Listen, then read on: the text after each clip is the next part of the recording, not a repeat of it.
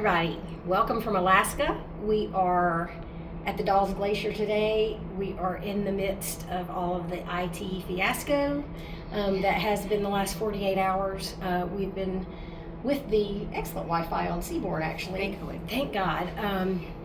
Doing, I feel like, an okay job being able to talk to our clients and get them through what has been a challenge over the last 48 hours. Yeah, I think the main thing we're going to talk to you about today is understanding your rights, whether you've worked with us to book your travel or you've booked on your own, understanding what those are and what you can expect in a situation like this, because a lot of times people get frustrated in their jobs, and if they can get some people out of their face while they deal with other people, they do that. They will and have done that. It's kind of I'm trying to be as politically correct and as sweet possible. as I can be. On the flip side, too, clients get frustrated and throw their hands in the air and just go buy the first thing moving, and then want that paid for, and that's not necessarily how it works, right? So it's important to know how you got the ticket to whatever it is, whether it's rail or plane or car or anything.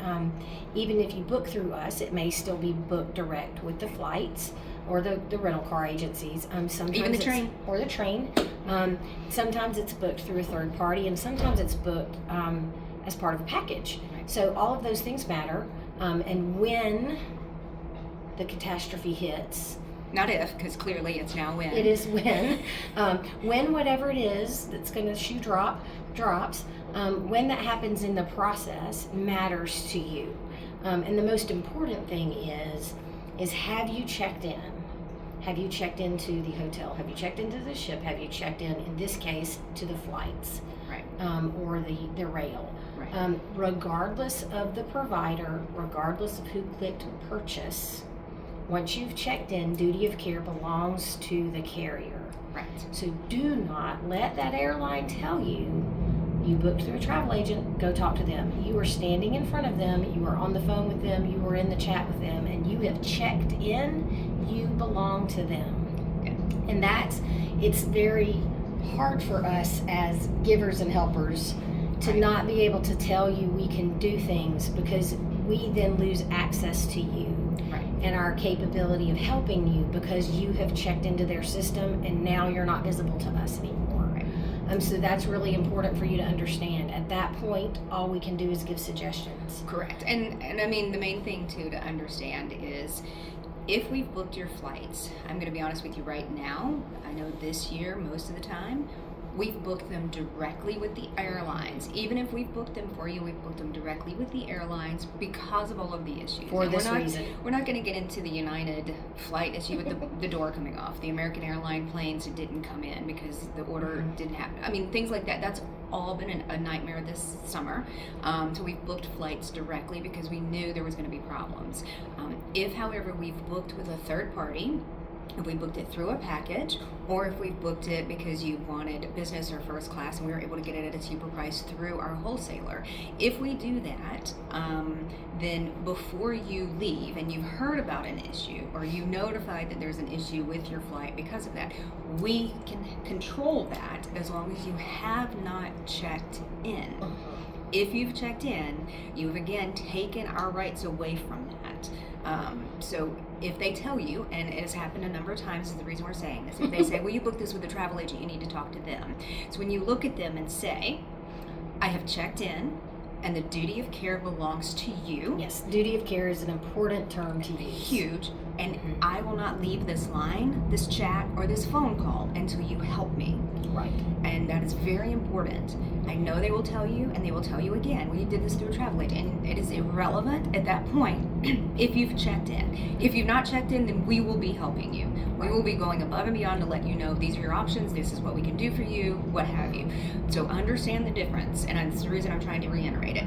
Once you've checked in, whether you've done it on your mobile, you're standing at the airport, you're on your computer, however you've done it, once you've checked in, you've confirmed yourself on that flight, you belong to the carrier. Right.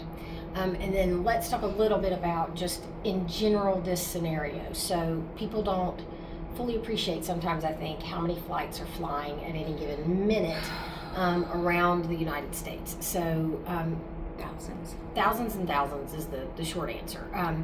3,000 flights domestically before 7 a.m. were downed. 8,000 worldwide before 7 a.m. That's not counting delays, and that's just the Flights. early tallies, and that's just flights. That's not including the trains in the UK. Right. That's not trains. That were affected. That's not. That's just the rental flights. cars that Correct. got delayed or taken up by somebody else. Right. So, what happens then is, as anyone who's been flying recently knows, crews have been timing out left, right, and center, meaning they've flown the hours they're allowed to fly, and they have to have sleep time. Equipment has to get from point A to point B. If a plane is flying from California to Atlanta and they down planes and they tell them to land at their nearest airport, that plane that was supposed to be in Atlanta at 8 a.m. is now in Dallas at 7 a.m. and all of its crew is there as well. It is a massive undertaking for every airport, for every airline, and for every flight crew and flight control center to figure out where every one of these pieces of equipment are, where all of these people are, and we will not even get into where all of these bags are, because that's a whole other video. But we have, people pulling up flights saying, well, there's nothing on this website, or mine this morning was, it's showing on Expedia, it's not showing on the regular website. Don't trust any of that. Call them. Don't believe Expedia. Get on period. the chat. Whatever you have to do. Don't believe what's on the websites, because they cannot. There's not no updated physically real-time. possible way for them to have that updated right now, Yeah. because they have got to get inventory on equipment, changing planes, capabilities, and where they're going. So a lot of people you've seen online saying, well, my international flight was fine, or my Alaska flight was fine. That's because it came from Alaska, it landed, and it went right back to Alaska. Or it came from Frankfurt, it landed, put people on, and went right back to Frankfurt. Domestic flights start becoming a lot more difficult because they often go from, say, Miami to Atlanta to JFK, and then they come back, and those are all completely different things in the system, but it's the same plane and the same crew. So yeah, I think the main thing here is to understand your rights. Right. And this is the most important piece to this. Make sure that you are, one, holding the responsible party responsible, and give you a little background on how that works, because there is only so much we could do. Right.